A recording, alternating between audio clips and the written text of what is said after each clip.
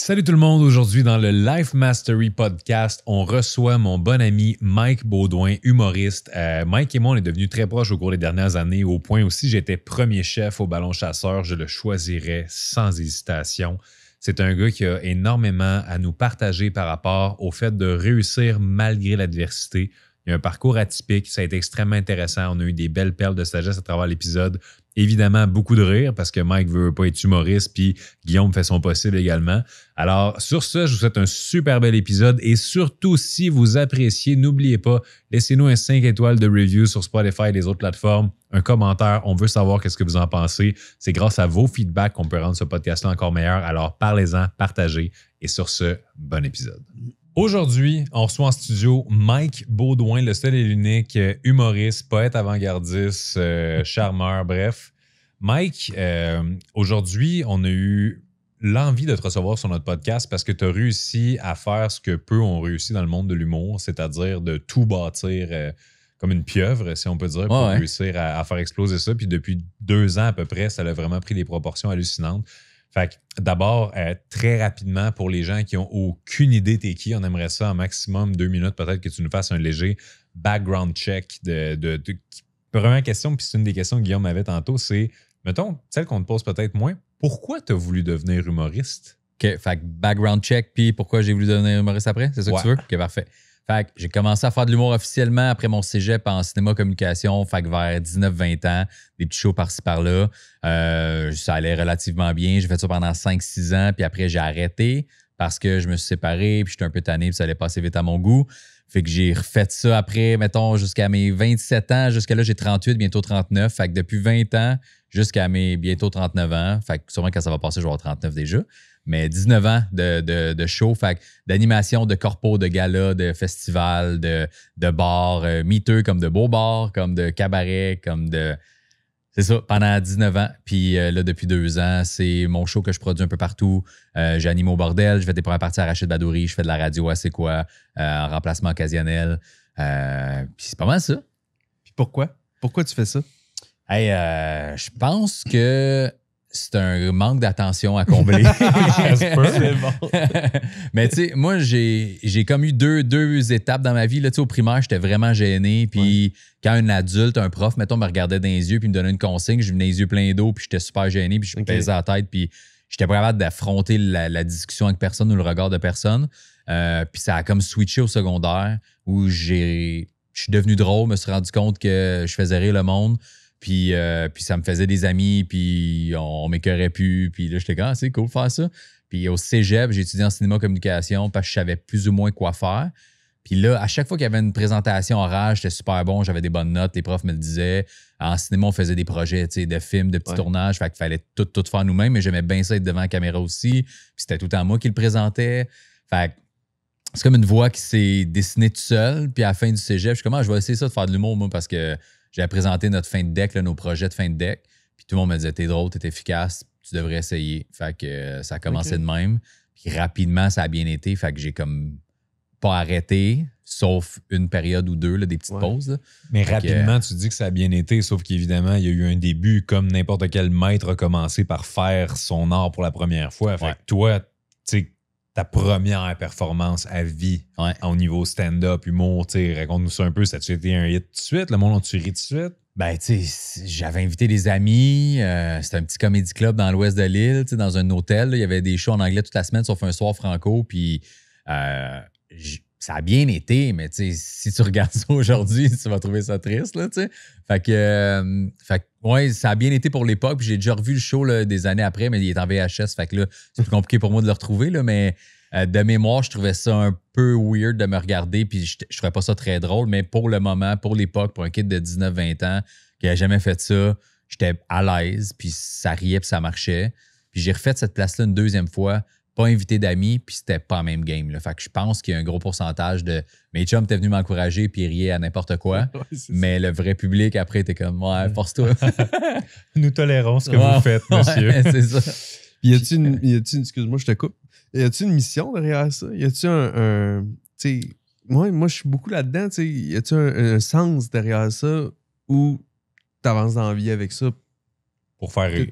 Ouais, j'avance dans la vie avec ça, je pense. Ok. Tu sais, je t'avoue que mon père était drôle. Puis c'est en vieillissant que j'ai réalisé qu'il était. Et ça, il était juste drôle avec ses amis puis le monde qu'il connaissait, là, tu sais, mais il avait une bonne répartie, il était le fun, il aimait ça un peu roaster ses chums, il nous faisait rire, puis tu sais, je pense que j'ai mon sens de l'humour grâce à lui, puis ma mère, c'est un Christy de bon public, puis elle riait à toutes ses niaiseries, fait que j'ai comme un peu ce modèle-là, puis je pense qu'avec le temps, c'est qu'il n'y a pas grand-chose d'autre que je sais faire aussi bien que ça, tu sais. OK. Fait que j'ai fait d'autres jobs, j'ai été vendeur dans plein de domaines. Là. J'ai vendu des souliers au Sport Expert, j'ai vendu des traitements de pelouse, des balayeuses. J'ai été représentant chez Duproprio. J'étais photographe immobilier, mais tu avais une partie de vente pour upgrader les forfaits, ces affaires-là. Fait que j'étais à l'aise en public. Fait que j'ai pas de misère à vendre, mais j'aime pas ça vendre. Fait que je pense que la seule chose que je suis capable de vendre, c'est moi-même en faisant si vous m'aimez, ben achetez-moi, là, dans le sens, achetez des billets et venez voir le show. Puis c'est ça que je fais le mieux. Puis même quand j'ai arrêté et j'ai fait d'autres choses, je revenais tout le temps à l'humour. Fait que j'étais à l'aise là-dedans, j'aime ça, je suis efficace, je suis bon, c'est ça que j'ai le mieux. Fait que c'est un peu d'un. J'ai jamais eu de but précis, puis c'est un peu vrai pendant des années. Je surfais là-dessus. Puis tu sais, si je me revois, mettons, à chaque tranche de 5 ans, là, depuis que j'ai commencé de l'humour, tu sais, au début, je faisais 14 000 là, dans mon année, mais tu sais, j'avais 21 ans. J'étais dans un 3,5 qui me coûtait 400$ par mois. J'avais rien de besoin plus que 14 000$ par année, là, tu sais. Mais là, après, tu recheckes les autres tranches, puis j'étais tout le temps juste, bientôt, ça va aller mieux, bientôt, je vais upgrader, bientôt. Puis ça arrivait jamais assez vite à mon goût, mais j'étais correct là-dedans parce que j'étais bien là-dedans. Tu sais. Fait que. Puis là, à cette heure que ça va plutôt vite, on va se le dire, là, tu sais, depuis quelques années, ben, mettons. 2 ans, mettons. 2 ans. Ouais. Donc, depuis qu'on s'est rencontrés. Ça, je dis rien. C'est peut-être une corrélation directe ou indirecte. Mais... Ou t'es profiteur. Mais... Ouais, c'est ça. Je suis OK. Je mise sur le bon cheval. Il y a un 6 mois où ça allait bien avant que je te rencontre. À quoi t'attribues le fait... Question en 2 temps, encore une fois. C'est soit, appelons ça une question pas claire ou une question en 2 temps. Mais à quoi t'attribues le fait que là, il y a eu un switch qui s'est passé, comme la croisée des chemins s'est faite, puis là, ça a commencé à exploser. Puis dans un deuxième temps, maintenant que là, ça va bien, y a-tu quelque chose que tu te dis, ça, c'est mon next big thing, que je me dis, wow, prochain gros objectif en termes de carrière? OK. Qu'est-ce qui a fait que ça a bien été? Je pense que c'est toutes les embûches de... Tu sais, si je ramène ça encore en tranche de 5 ans, mettons, là, de 20 à 25, c'était... Je roulais beaucoup d'un bar, mais j'étais super crunchy, super vulgaire, parce que c'était ça qui marchait d'un bar, sans réaliser que... D'un gars-là, c'est pas ça qu'ils veulent. À la télé, c'est pas ça qu'ils veulent. À la radio, c'est pas ça qu'ils veulent. Fait que moi, dans ma tête, je suis tellement efficace plus que toutes les autres. Comment ça que ça réussit pas? Fait que là, je suis devenu amer. J'avais pas d'audition, je faisais pas de gala, pas de télé, pas de radio. Là, j'ai arrêté. J'ai recommencé, puis j'ai vu, c'était l'époque où j'ai recommencé la deuxième tranche, mettons, de 25 à 30. Ben, c'était des Jay du Temple, des Kat Levac, des Rosalie Vaillancourt qui venaient de sortir de l'école, qui pétaient toutes. Là, j'ai vu l'assiduité en termes de travail, d'être, OK, il faut que tu restes pas jusqu'à 3 heures un mardi après un show à te péter à la face puis essayer de coucher avec une fille. Tu retournes chez vous, tu travailles, tu écoutes tes affaires, t'écris. Fait que là, j'ai pogné ce beat-là tranquillement. Ça a été mieux, plus facile. J'ai switché, j'étais plus vulgaire, j'étais plus assumé puis contrôlé, mettons, la vulgarité, je voulais dire, ou les numéros. Puis là, mettons, l'étape des 5 dernières années, mais tu inclus la pandémie là-dedans. C'est que là, je pense que c'est l'accumulation de... Ça a été tough au début, j'avais pas de télé, pas de radio, pas rien. Là, tranquillement, j'ai pu faire des galas, mais c'était jamais un sure shot. C'est à chaque année, il fallait que je prouve que j'étais capable de faire partie du gala puis des invités de marque, tu sais. Fait qu'une année sur 2, j'en faisais pas. Puis là, la pandémie arrive, ça a coupé tout ça, coupé l'herbe sur le pied puis sur la petite lancée que j'avais. Là, j'ai fait un autre job pendant la pandémie que j'ai détesté. Puis je me suis dit, là je reviens à l'humour, puis il faut que tout que je fasse pour que ça marche. Fait que réseaux sociaux à fond, filmer mes trucs, être actif, répondre à tout le monde, me louer des salles, être proactif dans ce sens-là aussi. De pas juste attendre d'avoir des contrats, mais faire je vais créer mes contrats. Fait que je pense que c'est ça, c'est une motivation, puis d'être bien prête à check-moi bien aller. Moi, vous prouvez que vous avez tort. Là, je suis travaillant, là, je suis prête. J'ai plus peur qu'il m'arrive quoi que ce soit. J'ai l'expérience en plus derrière tout ça. Fait que c'est un mélange de ça, je pense, qui est arrivé. Puis l'étape du next big thing, je pense que c'est juste que ça tombe exponentiel. C'est comme là, j'ai produit ma tournée tout seul, puis ça a vendu 23 000 billets à peu près, OK? Sur un maximum de 24 000 et des poussières, là, tu sais. J'ai eu de la radio. Là, ça serait de rendre ça, mettons, 40 000, 50 000 billets, 100 000, whatever. Là, tu sais, j'ai pas un chiffre en tête, mais si on peut le doubler, c'est malade. La radio est déjà là, mais c'est un milieu où, tu sais, tu peux finir le vendredi, puis ils font, tu rentres plus lundi, c'est terminé. Là. Fait que je m'attends à rien de spécifique à ça, mais j'aimerais ça être au niveau où je suis déjà à un niveau où je refuse des contrats, puis j'aime ça, là. Parce que je suis comme, hey, je veux une qualité de vie, puis à cette heure, je coûte ce prix-là. Puis si tu veux pas payer, ben tout bad, je vais rester chez nous, tu sais. Ouais. Fait que j'aime ce beat-là, puis je choisis vraiment les contrats qui me tentent, puis que j'ai du fun. Fait que j'aimerais ça que ça soit à l'autre niveau de plus peut-être télé ou projet cinéma ou projet radio que je puisse faire. Hey, ça me tente juste de faire ça. Ça, je le tasse, ça m'intéresse pas. Puis c'est pas grave que je perde ce contrat-là ou cet argent-là parce que j'ai d'autres choses de plus intéressantes ailleurs. Ça serait juste ça, tu sais. Puis là, comment tu dis non maintenant? Mettons, justement, je suis curieux. Nous autres, c'est une chose qu'on parle souvent. Faire moins mieux, apprendre à dire non. Ouais. Puis qu'est-ce que tu dis non aujourd'hui que c'est clair pour toi que tu tasses? Ah, ben, mettons, les premiers trucs que j'ai commencé à dire non, puis c'est même avant que ça aille bien, là, c'est en étape, là, mais c'est les corpos. Fait que les shows corporatifs, tu sais, au début, je prenais n'importe quoi pour 500$. Là. Ah ouais, je vais aller faire 45 minutes dans un local comme ici, devant tes 12 employés de comptabilité, puis tu te fais chier, puis le monde n'a pas de fun, puis t'es pas à l'aise, puis ça prend tout de te faire payer. Fait que j'ai compris avec le temps que plus tu charges et plus les clients, en fait, t'aident de l'argent à la baisse, plus les conditions vont être l'enfer. Fait que j'ai appris ça rapidement de OK, c'est quoi, ça va coûter le double. Ah, tu te prends pour qui? Ben, c'est ça ou c'est rien. OK, c'est rien de bord. Parfait, man. Fait que moi, je me faisais plus chier. Fait que ça, monétairement, j'ai appris à le saisir à la hausse pour le monde qui ont de l'argent et qui veulent payer. Ils te font pas chier avec « Ah ouais, tu veux 2 micros. Ah ouais, tu veux de l'éclairage. Ah ouais, tu veux un stage. Je voulais que tu fasses ça au néon dans la cafétéria. » Ben, tu sais, je les accepte plus. Fait que les conditions sont déjà plus propices à un show. Ouais. Puis après, j'y vais avec mon horaire de vie. Genre, j'ai-tu fait un mois de fou que si je prends ces contrats-là, même si c'est de l'argent, je serai plus avec la famille, je vais être 1 mois et demi pas là, ma blonde va être brûlée de s'occuper des kids tout le temps, ma famille ne me verra plus. J'essaie de gérer les deux, fait que c'est surtout ça que je dis non en ce moment. Là. Ça m'amène à une question que tous les entrepreneurs, parce qu'on a beaucoup une crowd d'entrepreneurs qui nous écoutent, fait que donc des gens qui engagez-le pour vos corpos, en payant le gros prix, bien sûr. Pas dans la cuisine avec les néons. Non. C'est ça. Dans la cafétéria, oui, mais pas de néon. Fait que tu as parlé d'une période dans laquelle, justement, tu fais tout toi-même, il y a des sacrifices, tu fais tout le nécessaire, tu acceptes tout. Puis on dirait qu'il y a beaucoup de personnes qui ont du succès aujourd'hui qui ont dû inévitablement passer par cette période-là de grind, hustle, je fais tout, je fais des heures, je sacrifie mon équilibre. Puis là, aujourd'hui, ben, avec des résultats souvent qui sont financiers, on peut se permettre une liberté plus d'horaire, liberté plus financière. Fait que est-ce que tu penses que c'est nécessaire pour build le succès de demain d'avoir cette période-là où on fait un peu tout le temps sans se respecter quasiment? Moi, je pense que oui. Je pense, ben pas sans se respecter, mais je pense qu'il y a des affaires que tu mets de côté, tu sais. Puis je pense que c'est peut-être ça aussi qui a fait que ça a été long, mon affaire. Il y a une partie d'amertume parce que ça allait pas assez vite à mon goût, mais il y avait une partie aussi de, mettons, la mère à ma fille au début, tu sais, puis c'est pas juste de sa faute, là, mais elle tripait pas sur l'horaire d'humoriste. Elle, ça la faisait chier que je rentre tard le soir, que je sois pas là les mercredis, jeudi, vendredi, samedi pour 150$ le show, tu sais.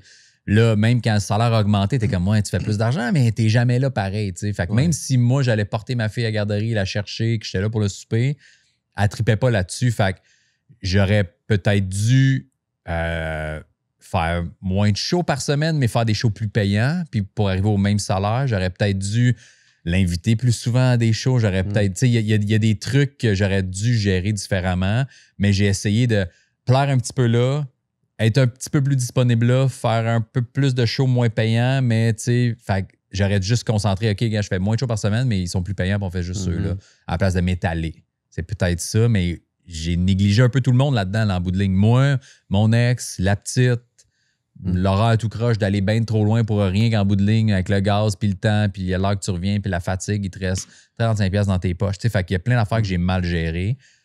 Mais là, mettons, avec les 2 dernières années que ça va vraiment bien, c'est sûr que j'ai sacrifié un petit peu plus de temps en famille.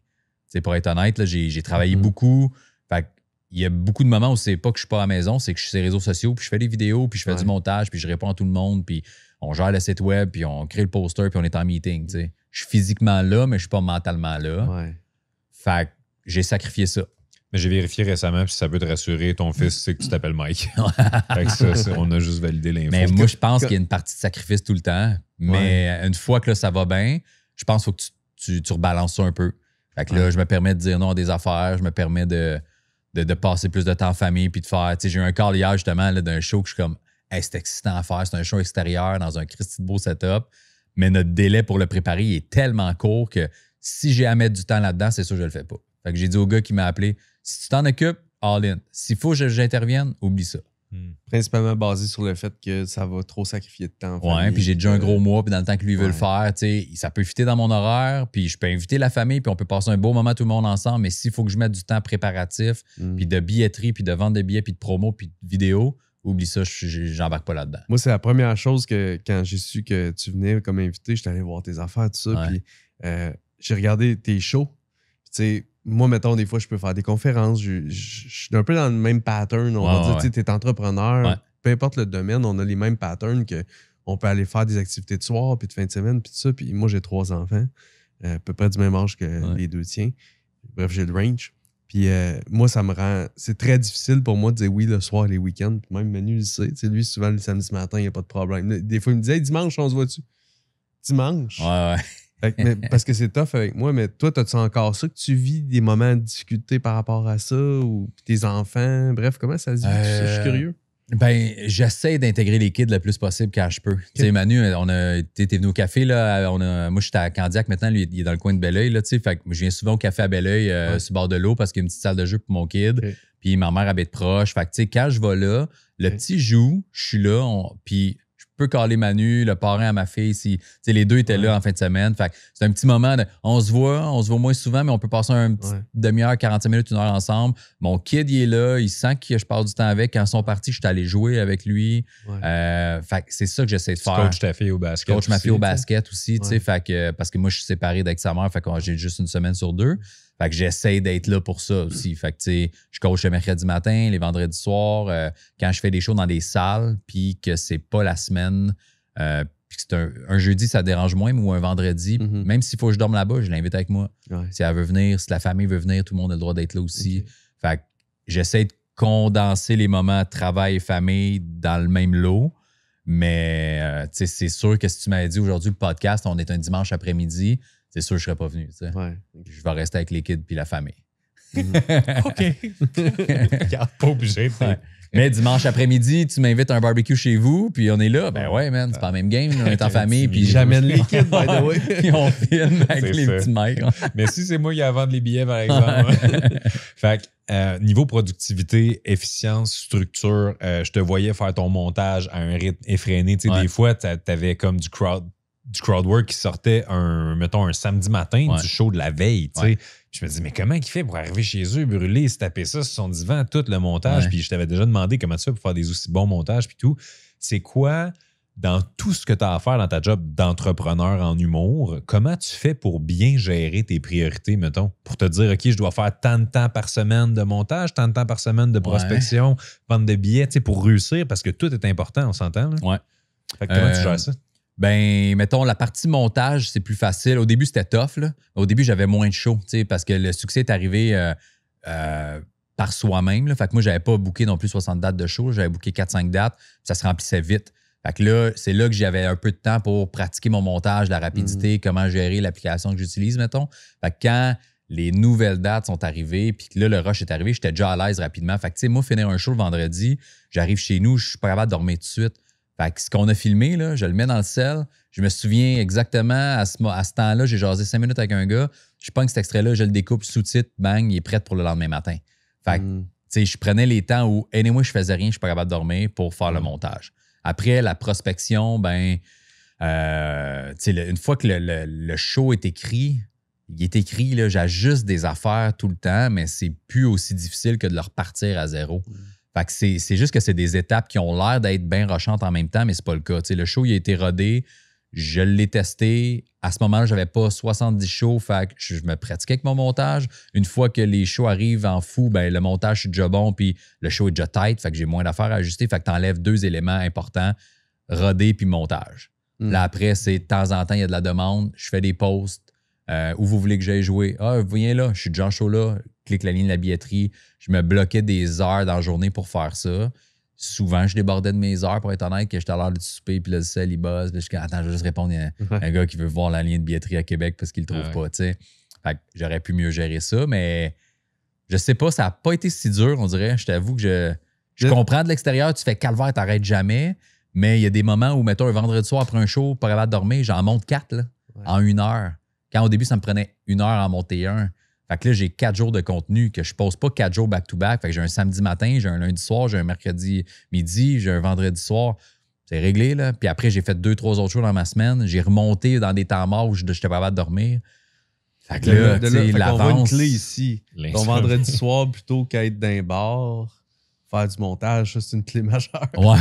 Le secret Ben, du ça succès, dépend. l'insomnie. Ouais. Non, mais c'est sûr aussi, c'est ça. Là, ma job permet ça, c'est qu'il y a une adrénaline d'après-spectacle. Si tu fais de la vente en ligne puis que tu vends des produits, ben là, t'as pas cette adrénaline-là qui fait que le vendredi soir, t'as rien à faire puis que t'es pas capable de dormir non plus. Là. Fait que tu sais, puis ça dépend j'étais où aussi. Si j'ai de la route à faire puis revenir, puis que j'arrive à la maison à minuit et demi puis tout le monde dort puis moi, je suis pas capable de dormir, mais là, c'est un bon temps pour moi de faire ça. Mais si je fais un show Saguenay, que je suis avec ma première partie, mon gérant, puis qu'on reste après jaser avec le monde, puis qu'on prend un verre, je fais clairement pas de montage ce soir-là. T'sais. Fait que c'est ça, il y a des moments. Te considères-tu comme entrepreneur? Ouais, mais ça a été long avant que je catch.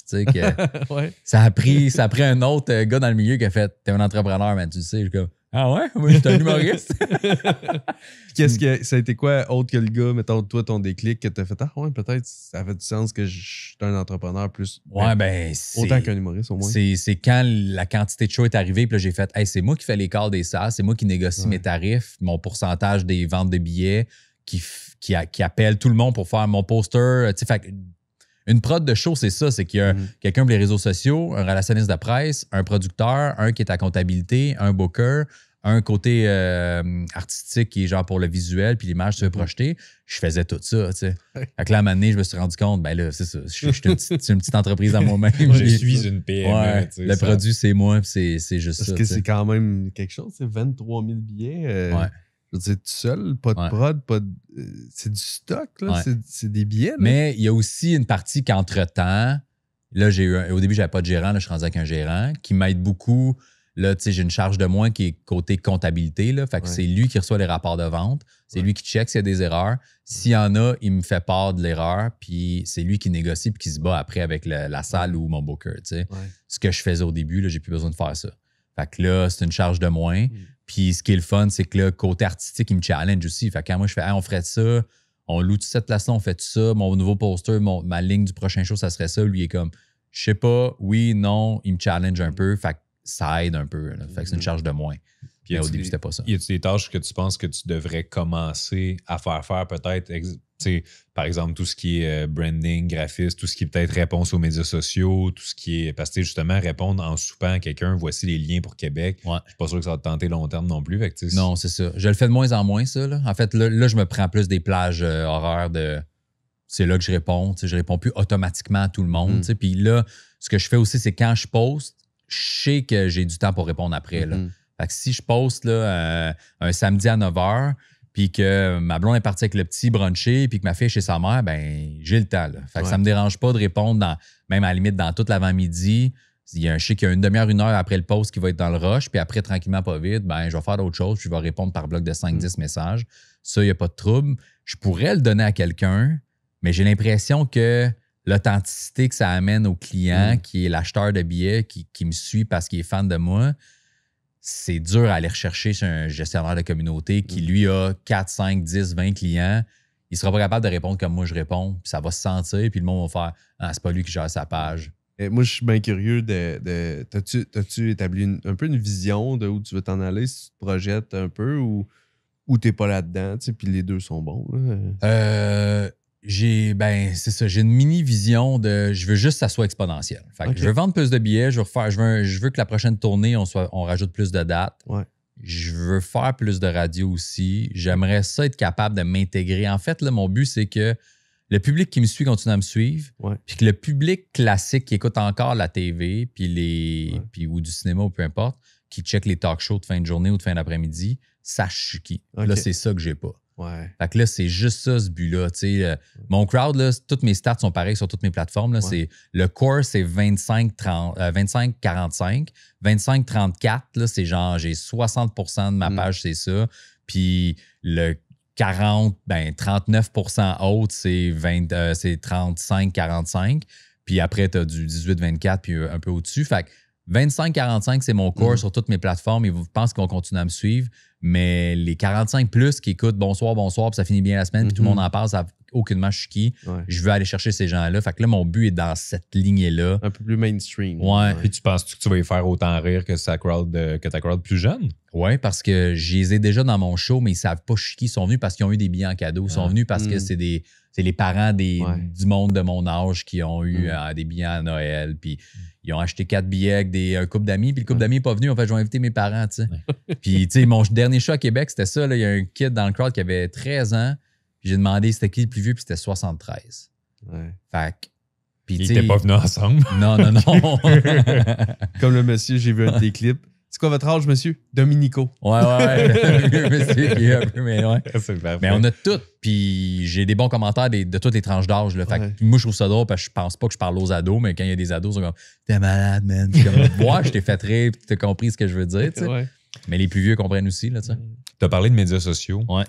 Est-ce que tu as une stratégie? Parce que, tu sais, tout le monde, souvent en affaires, connaissent la puissance des médias sociaux, mais ils se demandent, je poste-tu tant de fois par semaine, 3 fois par jour, je poste-tu à telle heure ou telle heure, je réponds-tu aux stories, qu'est-ce que je fais en story? Est-ce que ça a vraiment une influence de répondre tout de suite après que j'ai publié? Fait que de toute ton expérience de médias sociaux, de ce qui a marché, pas marché, les virales, les pas virales, c'est quoi ton approche?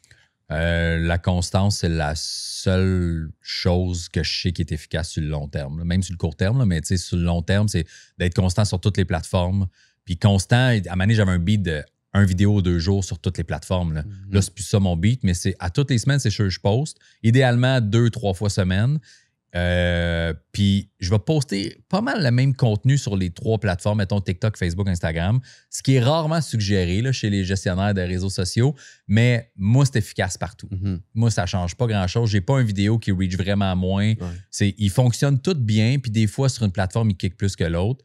La seule différence, c'est que ce que j'ai remarqué qui vend bien des billets, c'est les stories Instagram et Facebook avec le lien direct, parce que tu as les stats, tu vas cliquer sur le lien. Ça, je vois la différence quand je poste avec le lien, les ventes de billets directs, je les vois. Après, je vais poster, c'est sûr que sur TikTok, je ne vais pas poster de photos comme je ferais sur Instagram. Sur Facebook, ce que je vais faire qui est différent des 2 autres plateformes, c'est quand est-ce que vous voulez que je sois dans votre coin, puis quelle salle vous voulez que j'aille ou quelle ville. Parce que là, après, je peux aller déjà cliquer sur chaque message, les liens de billetterie, s'il y en a déjà en vente. Mais c'est l'assiduité, puis d'être le plus constant possible. T'sais. Fait que je m'assure de poster des trucs différents. Je veux pas tout le temps non plus poster « je suis en show là, je suis en show là, je suis en show là ». Le monde, tu sais, je sais que sur Instagram, ils aiment ça voir un peu ma vie puis les kids. J'ai beaucoup plus de femmes qui me suivent sur Instagram. Fait que tout ce qui est enfant... J'ai vu ton sourire de coin de bouche. C'est souvent là, un sourire. Mais fait que tout ce qui est enfant, famille, trucs du quotidien bien banal, ça marche bien. Fait que je poste ça. Vu que je fais de la radio 1 fois semaine, mais je m'assure de poster des extraits. Des fois, je pose des trucs différents, par exemple, dans les extraits sur toutes les plateformes. Puis après, je suis plus actif story, Facebook, Instagram, mais c'est juste l'assiduité. Je peux pas être plusieurs journées sans rien poster, c'est sûr. Puis tu postes ça en même temps? Tu sais, mettons que tu as un extrait de crowdwork qui dure 55 secondes. Est-ce que tu le postes en même temps? TikTok, Instagram, Facebook, puis là, tu t'en vas faire le tour des plateformes, puis tu commentes un peu partout pendant la demi-heure. Puis, Des fois oui, des fois non. Mais j'ai pas de stratégie précise pour ça. Mais c'est pas, mettons, le même extrait, je le poste le lundi sur Facebook, le mardi sur TikTok, puis le... Non, mais des fois, ça arrive. Là. En fait, c'est que je suis un peu dans le freestyle pour ça. Si j'étais plus actif Facebook et Instagram, ben là, je vais peut-être prendre un break là-dessus puis poster des extraits sur TikTok. Puis quand ça aura fait une couple de jours sur TikTok, là, je les mettrai sur Facebook et Instagram. T'sais. Ça dépend. Il y a des affaires que volontairement, je ne poste pas sur TikTok, puis juste sur Insta, puis vice-versa. T'essayes-tu d'amener du monde d'une plateforme à une autre? Parce que justement, si tu vends beaucoup via tes stories Instagram, mais tu as à peu près 4 fois plus d'abonnés sur TikTok que sur Instagram. Fait que t'essayes-tu de les retransférer vers ton Insta? Ça arrive. Mais au début, c'était plus simple parce que TikTok, tu avais le lien. Là, dans ta bio, tu fais cliquer direct Instagram, puis le monde s'abonnait. Tu peux juste mettre un site web. Là, fait que là, j'aime mieux qu'ils aillent sur mon site acheter des billets. Mais toutes mes plateformes montent continuellement. Là, tu vois, celle qui est un peu plafonnée, c'est TikTok. Mais mon Instagram monte plus vite que mon TikTok au prorata, puis mon Facebook aussi. Fait que tant que je continue à poster, moi, ça monte. Ça fait mon affaire. Là, fait que... Moi, j'ai goût de t'amener ailleurs. On a parlé de carrière, on a parlé de famille. quand même avec tes enfants, puis je t'ai posé des questions très égoïstes par rapport à ta famille, tes enfants. Puis j'aimerais ça savoir maintenant, d'un point de vue santé. Ouais. Comment ça va? Tu t'entraînes-tu? Semi, man. Moi, là, ça va.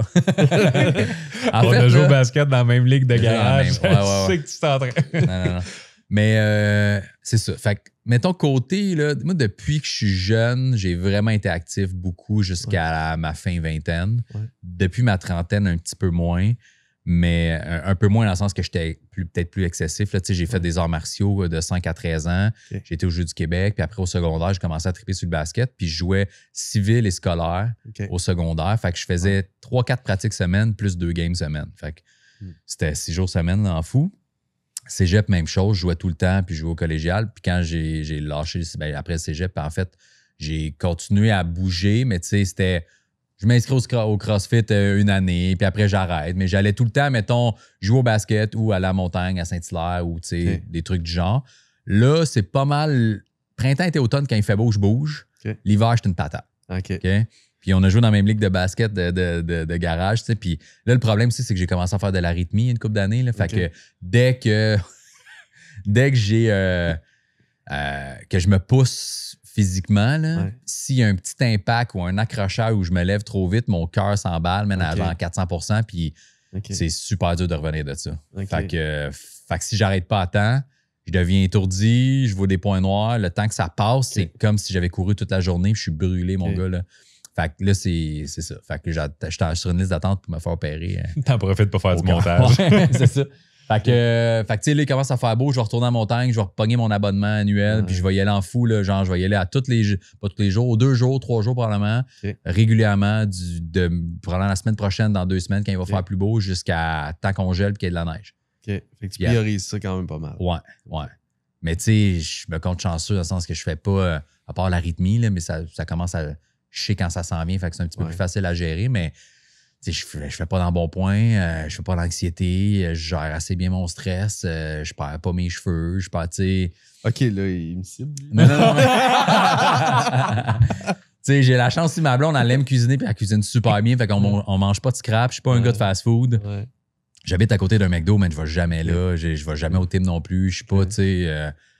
Il n'y a pas de dérable d'un point de vue santé. Non, puis tu sais, alcool, là, Manu pourrait le dire aussi, je consomme très peu d'alcool, là, tu sais. Fait que même dans les shows, là, plus jeune, oui, je bougeais plus, mais je buvais plus. Là, tu sais, je suis tellement pas mal à l'aise de dire non à des... J'étais en chasse semaine passée, je me suis fait offrir, je sais pas combien de shooters après, puis j'étais comme, arrête de me le demander, je vais te dire non chaque fois. J'ai pas envie de boire, je finis le show, je jase avec vous autres, prends des photos sur ta tente, puis je décalisse. Je boirai pas avec toi, ça m'intéresse pas, tu sais. Fait que les moments d'alcool, c'est avec ma blonde, une bouteille de vin vendredi soir. Je pense à la date, c'est c'est arrivé peut-être 2 fois depuis Noël. C'est très, très rare. La sagesse du gars qui approche 40 ans. Peut-être, man, peut-être. Mais c'est ça. Oui, j'ai eu 40 ans cette année. Ah ouais? C'est ça, je dis ça. Ben, c'est ça aussi, le corps est plus long à récupérer. Là. Non, moi, j'appelle ça de la sagesse. Surtout pas pendant 2 jours, je suis over. Puis, as-tu quelque chose à travers ces différentes sphères de vie-là que tu te dis que tu pourrais soit mettre en place ou soit éliminer pour te sentir plus en équilibre, justement, dans ces sphères-là? Bonne question. Je pense que j'ai déjà un bon ratio, man, d'équilibre. Ouais, je pense que j'ai déjà... Je pourrais prendre encore un peu moins de travail pour ajuster le temps famille, mais c'est que ça a tellement été long avant que ça aille bien que là, je suis comme, si je dis non à ça, c'est ça l'affaire, c'est que moi, c'est pas un produit que je vends, c'est moi que je vends, tu sais. Fait que si tu me vois plus, ben c'est comme si tu arrêtes de vendre des plantes puis tu arrêtes de poster que tu vends des plantes, tu sais. Fait que la radio fait vendre des billets, les réseaux sociaux font vendre des billets, répondre aux gens fait vendre des billets, faire des podcasts fait vendre des billets, d'aller à des premières médiatiques, fait vendre des billets. Fait que j'essaie d'intégrer, parce que la priorité, c'est un peu ça, c'est que je veux pas... Moi, mon père n'était jamais là, puis je veux pas que mes enfants fassent Christ n'était jamais là. Fait que j'essaie de les intégrer dans le travail. Je pense que je fais une belle job, mais je pourrais davantage prendre moins de petits contrats sur le site, d'avoir moins à écrire, puis de dire à mon kid, hey, on est mardi, tu vas pas garder aujourd'hui, on passe la journée ensemble. Ce que je fais moins en moins, puis que je faisais plus avant. C'est juste ça. Ouais, il y a un peu... On vit beaucoup ça, tu sais, tu travailles très fort au début, comme on va dire, puis là, tu crèves faim un peu plus, tu sais. Puis là, à un moment donné, ça passe. Puis là, ça passe à un moment où, justement, t'as des enfants, t'as une famille, Là, t'es comme, mais là, ça passe, enfin, tu sais, ce que je voulais, ça passe, c'est là. Puis, tu sais, ben, tu disais que tes enfants ont à peu près le même âge que moi, là, moi 14 et 4, là, mon fils 4, ma fille 14. Fait que j'ai vécu, j'ai été un jeune parent, là, tu sais. Fait que là, j'ai vécu le struggle de je sais pas trop où je m'en vais, puis c'est tough être parent, puis j'ai 24, 25 ans, puis je commence un petit peu à sortir la tête de l'eau pour faire un peu de sous. Puis là, je me suis séparé, puis là, ça a été tough, puis là, je suis dans une période où je fais en masse d'argent à mon goût, mais je suis reparti avec un autre bébé, je repars tout à zéro. Fait que, tu sais, je sais qu'il y a des trucs que, par exemple, je l'ai dit à ma blonde en début, je fais, moi, j'ai déjà passé par là, il y a des années que j'aime moins, il y a des affaires qui me tentent plus ou moins de revivre. C'est pas d'être égoïste, mais c'est comme, toi, tu les as pas vécues. Si tu veux être à 100% là-dedans, ça va me faire plaisir, mais moi, j'ai plus envie de faire ça avec un bébé jusqu'à tel âge, mettons. Fait genre l'élever, puis... Non, mais tu sais, aller Non, mais pas... Mettons, aller... c'est parce que tous ses amis ont des enfants de l'âge à mon fils. Moi, mes amis, là, ils ont des enfants de l'âge à ma fille. Ben c'est ça. Ou ils n'ont pas d'enfants, ou ils commencent à avoir des bébés naissants. Moi, là, les brunchs de fin de semaine avec plein d'amis qui ont des bébés de 3 ans, m'en crisse un peu. Fait que c'est ma blonde qui fait ça. Ça me parle beaucoup. Tu comprends? Ma blonde va au brunch de Pâques. Ma blonde va voir ses amis sur la Rive-Nord avec le petit. Puis tout le monde a des enfants de 3-4 ans. Puis tout le monde est bien content. Moi, je suis pas présent pour ces moments-là. Fait que, tu sais, j'ai pris des décisions là-dedans, là, mais c'est juste ça. Es-tu heureux? Ouais, là, oui. Là, oui. Parce puis, que... je l'ai pas tout le temps été, là, mais là, ouais. Parce que, tu sais, j'étais pas... Moi, je suis arrivé dans ta vie, ça fait à peu près 2 ans maintenant, mettons. Puis, ben, comme on disait, en corrélation directe avec le succès. C'est pas ça qu'il a dit, non, mais c'est correct, pas ça. c'est Bref, la magie du cinéma. Puis, depuis déjà que je t'ai connu, je peux dire que j'ai vu l'homme que t'es devenir. Et ça, c'est quelque chose d'important. Ce que je veux dire par là, c'est que, tu sais, oui, des fois, on peut changer notre vie, changer nos situations, changer nos finances, mais il ne faut pas oublier qu'on devient cette personne-là en cours de route. Et c'est cette personne-là qui change le reste. Puis je trouve que ça paraît, les changements que tu as faits, on dirait, dans le à quel point c'est assumé, c'est en contrôle, c'est grounded. Tu sais, tu prends tes décisions, tu es decisive, tu fonces. Puis je suis vraiment fier du chemin que tu as fait depuis 2 ans. Je te l'ai toujours dit que ça allait exploser. Puis là, ça explose. C'est vrai que tu m'avais dit au début, par exemple. Ouais, notre premier déjeuner ensemble, j'étais comme... Non, mais tu réalises pas. Toi, t'es pas juste un peu drôle, là. Tu exploses ça, mon gars. Ça va péter de partout. Puis comme de fait, aujourd'hui, c'est ce qui est beau, c'est de voir où est-ce que tu es rendu et à quel point on sent que c'est juste le début. Puis sûrement que même au moment où on enregistre ce podcast-là aujourd'hui, versus la journée où ça va sortir, on va être complètement ailleurs puis on va parler à... Je voulais récupérer l'erreur. Pour ceux qui écoutent seulement la version audio, Mike est en train de déménager le matériel. J'ai accroché la table un peu, ça me gossait que ça shake. Moi, scraper le plancher. J'aurais dû en profiter pour dire de quoi qui se censure. Ça aurait été juste un bon... c'est un beau mot de la fin de ta part. Mais merci Manu, man. Mais ouais. Mais je suis heureux, mais je pense que c'est juste arrivé avec... Parce que c'est arrivé aussi dans un moment de ma vie où puis c'est une question de confiance. Je pense que j'avais déjà quand même ce talent-là, tu sais, d'être entrepreneur, puis drôle, puis à mon affaire, mais c'est d'avoir la confiance intérieure de faire « vas-tu me planter ou je fonce coûte que coûte? » Puis j'ai décidé de foncer coûte que coûte, puis j'ai décidé d'avoir confiance en moi. Je pense que c'est juste ça, là, tu sais. Puis même si ça peut paraître cliché, mais je pense que ça va être notre mot de la fin. Il va avoir un titre en arrière de ma tête, comme vous faites des fois. Ouais, moi, je suis juste venu pour ça. Sûrement. Ben oui. Le titre, genre, on a le chemin parcouru. C'est la vie, le destin. Finalement, on va te pogner avec la quote que tu m'avais faite au début. Attends, ma question. Oui, même si ça peut paraître kitsch, y a-tu quelque chose que tu dirais à peut-être des jeunes ou moins jeunes qui sont à l'écoute en ce moment puis qui ont ce rêve-là, ce projet d'affaires-là, ce désir-là de changer leur vie, leurs circonstances ou de réussir professionnellement, si tu avais peut-être un conseil à donner et une erreur à ne pas faire, ce serait quoi? Un conseil à donner, ça serait de foncer même si tu penses que ça va être tough ou que tu sais que ça va être tough. Puis la pire erreur à pas faire, à mon avis, c'est de se comparer puis d'être fâché quand les autres réussissent puis toi, tu réussis pas assez vite à ton goût. Ça, j'ai été là-dedans longtemps en estime. Fait que pourquoi lui il l'a, moi je suis plus drôle que lui, pourquoi lui il a ça, moi je l'ai pas. Fait que ça me nuit, puis ça m'a tiré vers le bas. J'ai des collègues dans l'humour, là, pas juste des humoristes qui étaient comme ça paraissait sur scène que t'étais en crise. Ah ouais. Tu sais. Fait que, tu sais, de ruminer, je devrais avoir ça, puis pas lui, puis pourquoi il était pris, puis pas moi, ben c'était lourd pour tout le monde, puis pour moi. Fait que, ouais, de pas trop se comparer. C'est fini, ça. Ouais, ben oui, mais je m'en fous. Là, au début, c'était plus dans je vais vous prouver que vous avez tort. Là, je pense que j'ai fait la preuve de ça. Après, on peut juste rendre ça plus exponentiel, mais. Fait qu'arrêtez de vous comparer, man. Arrêtez de vous comparer, puis de voir ce que les autres font, checker ce que vous autres faites, puis assumer à 100%, puis on y va. Puis il y en a des embûches, là. Puis c'est grâce à ces embûches-là que je suis là aujourd'hui, anyway. Fait que c'est très classé. En sombre, c'est grâce à ces embûches-là que je suis là aujourd'hui. En arrière de ma tête, c'est possible, tu fais ça. On va te En fait, tu vas littéralement les... Oh, clic, clic, clic, clic, clic, clic. Ne vous comparez pas. Et foncez. On voit que ton domaine. Il est venu c'est vraiment lui. juste pour le montage. Lui, là, il est en train d'ouvrir des biscuits chinois en studio. Là, comment je fais pour finir ça fort avec. Hey, oubliez pas, gang, rien n'arrive pour rien. C'est super important. Là, surtout, c'est le conseil. Mais merci, Mike, de ta présence aujourd'hui. Merci à vous On autres, souhaite tout le succès du monde. Et pour tous ceux qui écoutent ça en ce moment, n'oubliez pas. C'est super important d'aller vous abonner sur toutes les plateformes de Mike, sans exception.